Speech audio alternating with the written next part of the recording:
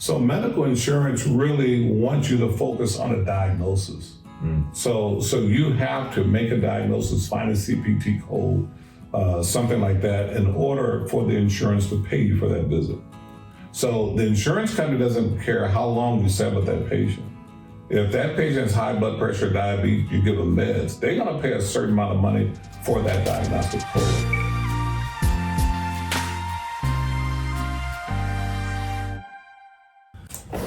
All right, hey everybody on Trials and Triumphs. Today we are here with the one and only wellness doc, Mr. Hugh Beatty. We were talking a little bit before, and told him to introduce us as the man with the wellness plan and one with a really good tan. But thank you for making the time today. And so what I'll probably do is just have you give a brief intro about yourself, how you got in the profession, where you're at today. Yeah, well, I've been called Dr. Beatty since 1985, but I just want to clarify that for the listeners that they kind of, make sure they know I'm a physician. Sure. I graduated from UCSD in 1985, and then I did my internship at Howard University from 86 to 80, from 85 to 86. I did a transitional internship. And then 86 to 89, I came back to Los Angeles, and I trained at Harvard UCLA, and I trained in anesthesiology. And then after I finished that, I began to work in anesthesiology around Los Angeles. Sometimes I go down to Orange County, different parts of the state of California. I did that for a couple of years until 91. Then I started working at a hospital called Daniel Freeman in Inglewood, and I worked there until 96. That was my anesthesia career pretty much. Excellent. Yeah. And what brought you to Bakersfield? Well, in 96 to 98, I took some time off from medicine, which was a great period of time in my life. Got married in 97, and she had been previously married and had a child from another relationship. And so I didn't really want to raise him in Los Angeles because I grew up in Compton. And so a friend of mine, Dr. Claiborne, was here in town. I went to college with him. And so he said, come and take a look at Bakersfield. So I did back in 98, and so we moved here in 98. That's how I got here. Oh, fantastic. Fantastic. Yeah. And so why medicine? Well, I didn't go to college wanting to be a physician. I went to college wanting to be a chemist. And so I was a chemistry major, and I wanted to be a mad scientist. I ended up working at Dow Chemical one summer after my sophomore year. And then that was an eye-opener. I worked in the lab all that summer, and I realized, I said, you know what, I don't think I want to do this all the time. I'm a people person. I like interacting with people, and so it's ideal that's why I'm in primary care. That's why I do what I do now. And some people might say, well, in anesthesiology, you chose anesthesiology where you put people to sleep. But that was more or less based on the fact I love physiology, I love pharmacology. It was closely related to the discipline of chemistry, and so that's why I initially chose anesthesiology as my profession. Great. And so now looking back on it, Doc, if I may, what's one thing you wish you would have known looking back now on before you got into the profession you wish you would have known then? I wish I knew more about business. Business is critical, man. Because it's one thing to learn, have a discipline in a certain area of life, but if you don't understand business and how to make money, in fact, I listen to a guy all the time named Myron Golden. You may have been familiar with him. And he said something this morning that was real profound. He said that how did he say it? He said, if you're working for your money, you're broke. If your money's not working for you. And I said, wow, that's powerful. And that's not taught in school. That's not taught in college and med school and residency and stuff. I look back and I see some of my friends who became very successful financially. They understood that concept. They didn't share it with me, but they understood it. I remember being at Howard University. There was a guy there, he was driving, this is back in 1985, he had a 84 Porsche, the 944. I don't know if you remember those. Yep. And he worked in the ER and he moonlighted in the ER. So he was a resident ER and he moonlighted in private hospital at that time. You could do that back in those days. And he was making money and he was also invested in real estate. He was buying up all these properties and I'm looking at him. I should have been picking his brain, but I wasn't. I was busy trying to enjoy going through medical school and residency training, so. Absolutely. And so what would you say, professionally speaking, has been one of your biggest obstacles, and how did you overcome it? The biggest obstacle is kind of always feel like you're a trailblazer. And part of that is because of the fact that I didn't have any role models that were physicians, not in the family, not in the neighborhood where I grew up. And so I wouldn't say you're winging it, but everything is new. You know, you go to college for the first time. I did have a brother that had gone to the same school. I went to Occidental College. But you kind of, you know, you're a trailblazer. You blaze in your own path. And you go to the med school. Yeah, the only friends that you have who have gone to med school are people that are 4 years older than you, who are like mentors to you. But you don't have really that doctor that you can call on, that friendly doctor you grew up with, or that was your own personal physician that you can call and ask questions about. So that was a challenge. And then you go into residency training as an anesthesiologist. I didn't know any anesthesiologists.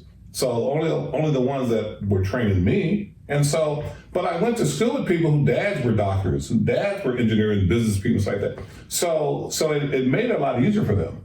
You know, when I first hit med school, the average age for the entering students was 22, and I was 22.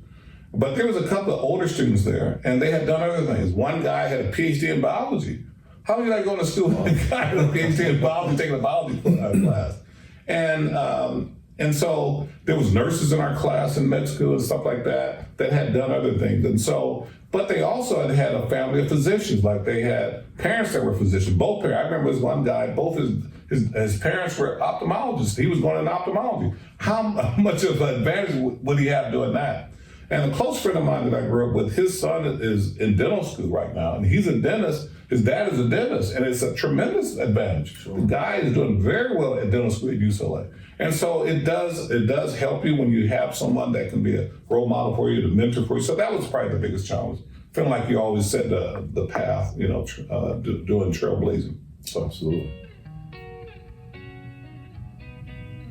And so now, what would be your best piece of advice for someone, to your point, maybe who has a family member already in a particular profession? What would be your best piece of advice to someone who wanted to pursue a career, whether it be in medicine or specifically wellness?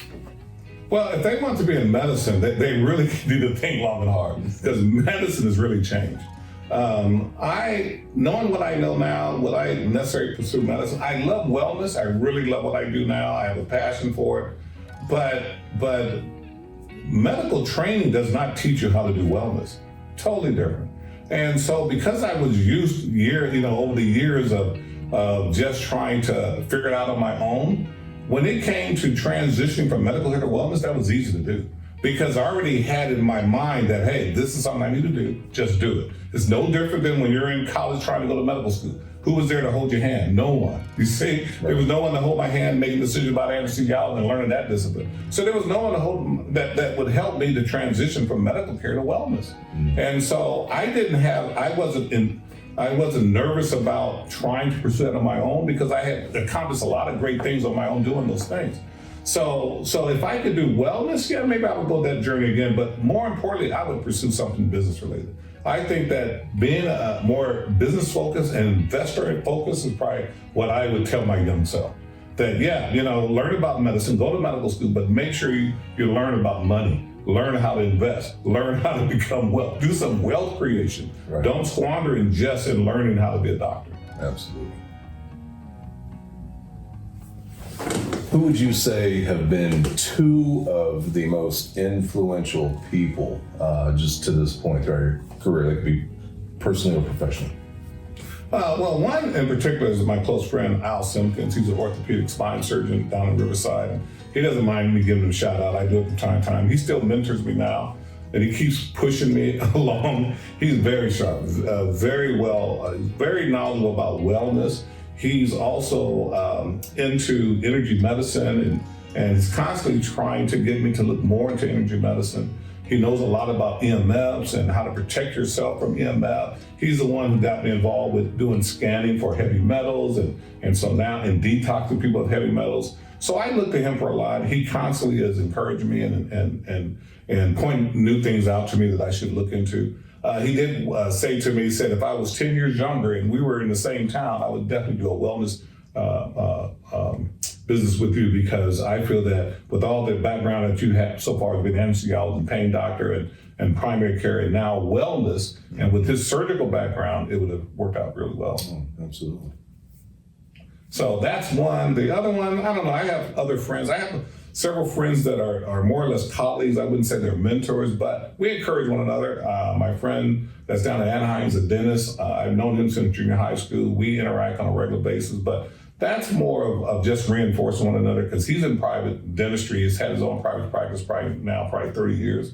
And so we're close. And so we might go ahead and talk. We have things in common about practicing, on our own, solo practitioners. He's doing dentistry, I'm doing wellness, but there's a lot of similarities of how to run the business, how to attract patients, how to interact with patients and retention of patients. All those things are still similar.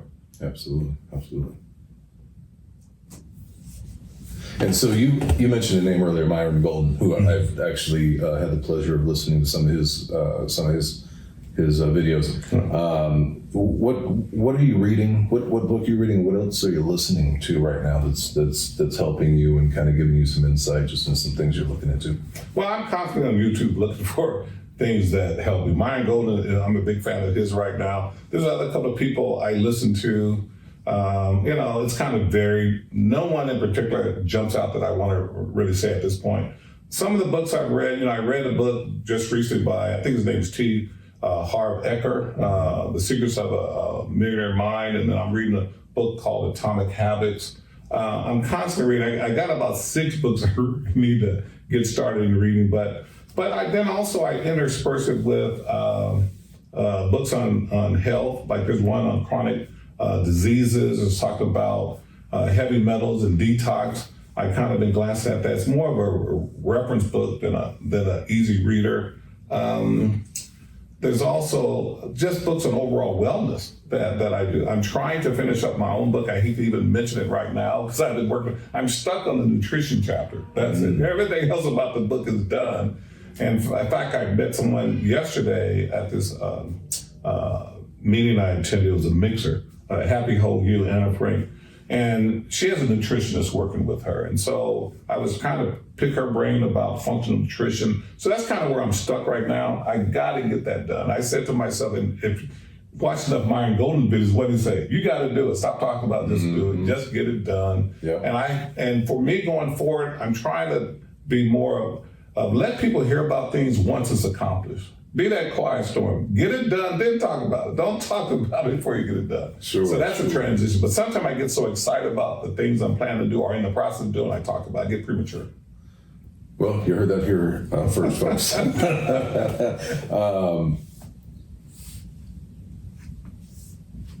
And so you put so much time and energy and effort into the business, into the profession. What are a couple of things that you do to decompress, disconnect, and kind of refill your tank? One, I read. There's certain things I like to read. Even reading about wellness can be relaxing for me. But golfing, I'm hoping to get out and play some golf tomorrow at the church. Okay. That riding my bike, I have an electric bike, and sometimes people get on me about it being an electric bike.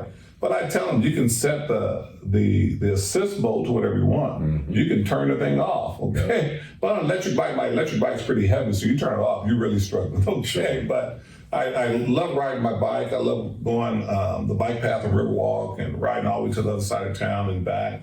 Walking and hiking. Sometimes I love cars, so I like to watch car shows. One of my favorite channels is on cable, is Motor Trends, and so I like watching those guys. And I like working on my car. I have a friend that's a mechanic. He'll come and assist me. In fact, I got some stuff I've got to do on one of my cars that I'm looking forward to doing. So those are all the things I like to do to relax. Excellent. Is there someone just throughout your career or maybe in the future who's in a spotlight that you would like to meet, who's maybe on that list that you would like to meet one day? Well, I mean, there's certain people like yesterday I went to this mixer and it was put on by Amen Clinic in Happy Whole You. I'd like to meet Dr. Daniel Amen. He's world renowned now on brain health and he does a SPECT scan. There's other different people that are in the wellness community I'd like to meet. Dr. Mercola would be great to meet. There's other, can't think of their names right now, but people that I follow that are like, I look up to in the field of wellness. But then there's other people that are motivational speakers I would love to meet. There's different people that motivate me, and I say, wow, it'd be great to meet this person. No names in particular, of course, like someone like Les Brown, of course, who wouldn't want to meet them, Zig Ziglar and things like that. But also Tony Robbins, read a book on his recently, Life Force. It took a long time to get through it, 700 pages. It took about 4 months to read it. Wow. But that was really good. And so those kind of people, in addition to that, just, I like interacting with people that I can learn something from. And so, you and I, we touched on the topic before, difference between medical care and healthcare or wellness. What's one myth that you would say about your profession that you would like to debunk? Myth. Well, I think a lot of what is done in medical care is a myth because it changes. I mean, if I practiced medicine the way I was taught in '85, I mean, think about how things have changed since 1985. But that was cutting edge. I went to UCSD and they're one of the top schools for research. But there's so much new stuff that's come out. And it's unfortunate when doctors do not grow that practice medicine. They're practicing the same way they were taught in residency, even though they've been practicing 30 years. And the only thing that might be different is that they use different drugs. I think that so far as being a medical doctor, the fun has been taken out of it, really, because when you see a patient and all you're going to do is medical care on them, which I define as keeping them sick, managing their illness, because if you really think about it, the patient comes to see me who has diabetes, and my goal is just to manage his diabetes. He's keeping his diabetes, so what am I doing? I'm keeping him sick. So the wellness, what I love is that you can actually reverse diabetes now, and it's all over Google, so someone wants to challenge that point, is there. I try not to say anything that I can't support. But yeah, you can reverse diabetes. I've had patients who are no longer on diabetic meds. We've been able to get off insulin, the next thing we get on oral meds, but they have work to do. It's you don't leave them in a vacuum. You don't say, okay, we stop your meds and you're gonna be fine. No, we start doing what I call an integrative approach. So I start working on getting their mitochondria health, because the mitochondria is the energy source of the cell. You get the mitochondria healthy, you get the cell healthy, the cellular healthy is the physical health. And so, but as I mentioned yesterday, because we have a YouTube channel, I'll give a shout out to my YouTube channel, Limitless Longevity on YouTube. And I said on there, we did a video, talk about the importance of mental health leads to your physical health. So I spent a lot of time trying to get patients to understand that you have a lot to do regarding your health. And you can impact your own health, but you have to decide to change. So if a person is very motivated and they come in and they're diabetic and they want to go off these meds, I have a program for them. I look at their hormones. I look at clean up their gut. We get them exercise. If they're in pain, we get them out of pain so they can exercise. We start working on their diet. We encourage them to sleep and make sure so they can sleep. In addition to that, encourage drinking more water instead of sodas and things like that. And then get away from toxic situations. You'll be surprised how the inflammation comes down, because all illness related to inflammation, and diabetes is an inflammatory illness. So if you get that inflammation under control, you'll be surprised how the insulin resistance will resolve, and you can reverse type 2 diabetes. You can't reverse type 1 diabetes, but you can reverse type 2. Wow. So, Doc, if you were in my chair, so to speak, what's one question maybe that I haven't asked that you would ask? Everybody needs wellness. Why do everybody need wellness? That's what I would ask. Because think about, people don't know that they're not getting wellness from their physician. I mean, it's amazing. It's not hanging up in my office right now, but right over my lobby, the front desk, the receptionist desk, it says, "Do you want to be well?" And that goes back to where Jesus asked the man at the well, "Do you want to be made whole? Do you want to be well?" John 5:6. And the man started making excuses, and Jesus just healed him. It was a yes or no answer, okay? I mean, it was a question that required a yes or no answer. And so that's what I want my patients, when they come see me, yes, anyone in town can manage the illness and keep them sick, but the goal of wellness is to see how healthy you get the patient.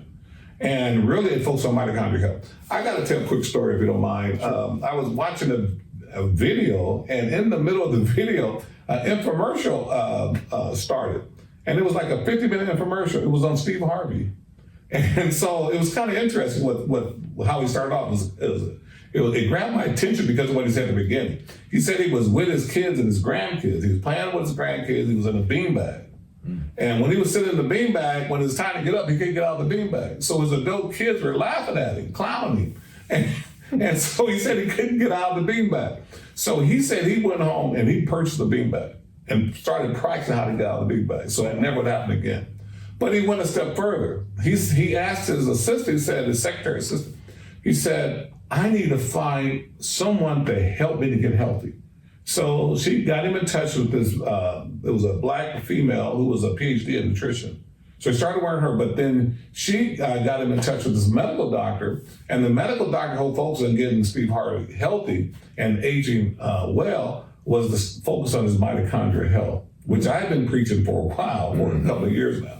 And so Steve Harvey's been working on that. He said he's feeling younger. And the other thing he said is that all his buddies he grew up with, he likes to play golf and hang out with them, but they were saying two things. One, hey, when I come visit, can you send a wheelchair to the airport? and they're also saying, hey, I don't want to hang out tonight. I go to bed when the sun goes down. And he said, wait a minute. Not only do I need to get healthier, my friends need to get healthy. So that's really my passion. My passion is when someone comes to see me, I want to focus on helping them to get healthy and well. And so the question, if that was in your chair and you asked me, I would say, what's important in wellness? That's what I would want to know.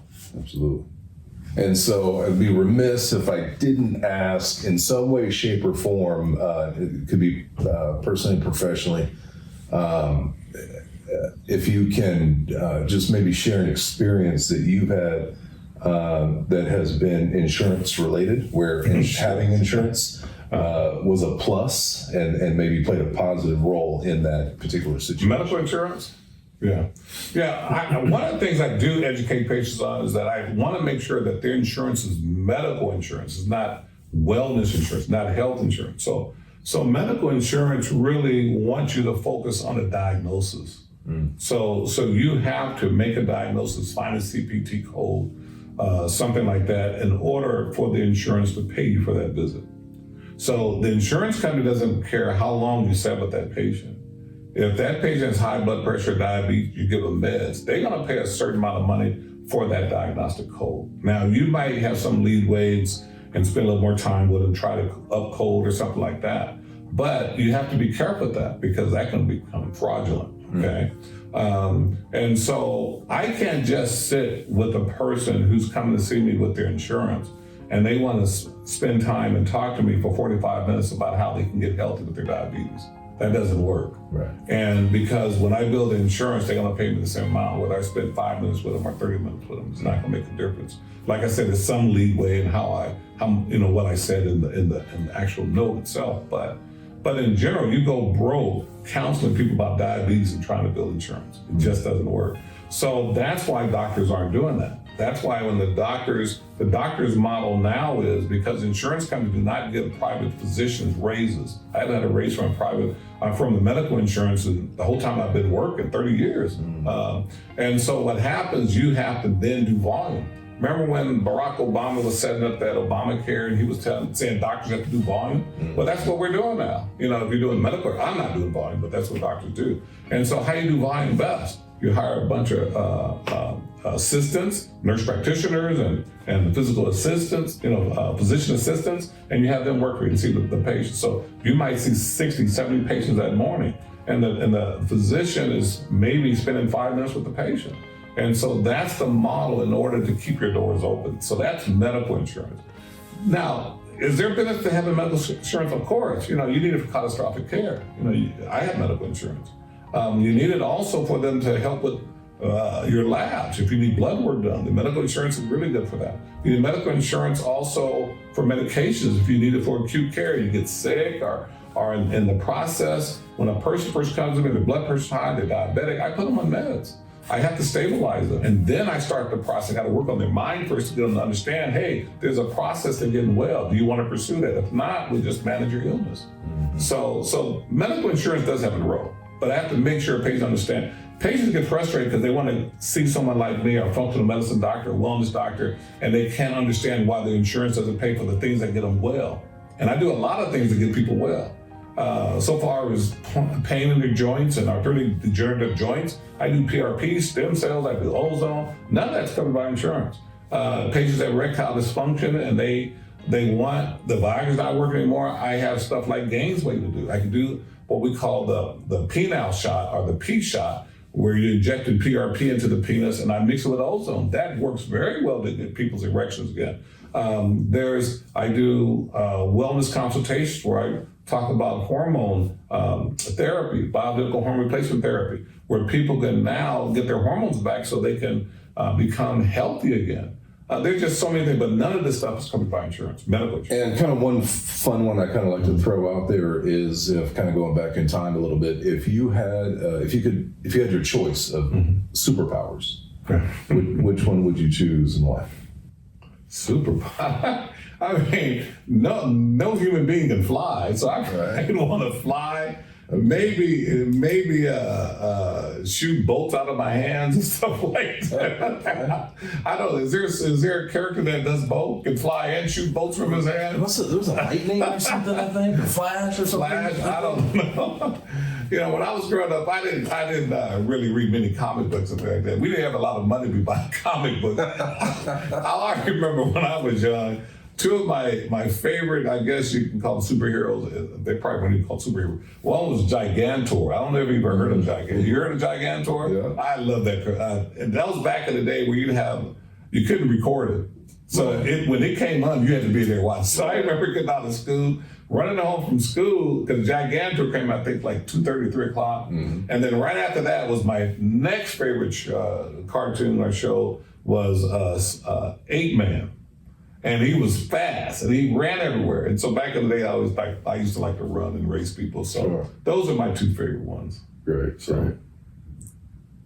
And so, Doc, as we finish up here, why don't you give us your coordinates, let people know where they can find you and hear you. Oh, well, I do have a YouTube channel that I have a co-host, Dr. Justin Ebert, and it's Limitless Longevity. You can find it on YouTube. We've been at it almost a year now. We have over 130 videos, and we focus on mind, body, and spirit.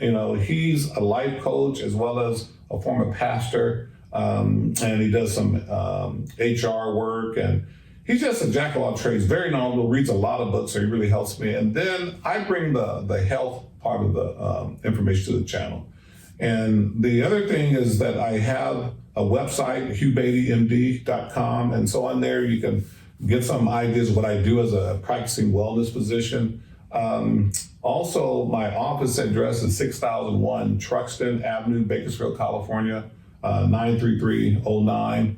The telephone number here, if you want to contact or make an appointment, is 661-395-0315. Also, I have an Instagram page, Doc and Back, DOC, letter N, BAK. It basically stands for Doctor in Bakersfield. So Doc and Back, as well as if they want to find me. My page on Facebook is more of a private page. I do have a business page on Facebook. I don't really post anything much on there, but they can find me on Hugh Beatty MD on Facebook, or just Hugh Beatty and send a add friend if they want to. And so those are the different places you can find me. Fantastic. Well, I really want to appreciate you making time in your schedule today. I know you got a lot going on, busy man, a lot of things going on here in the office. So I really appreciate you making the time. Yes. We'll see you here next time.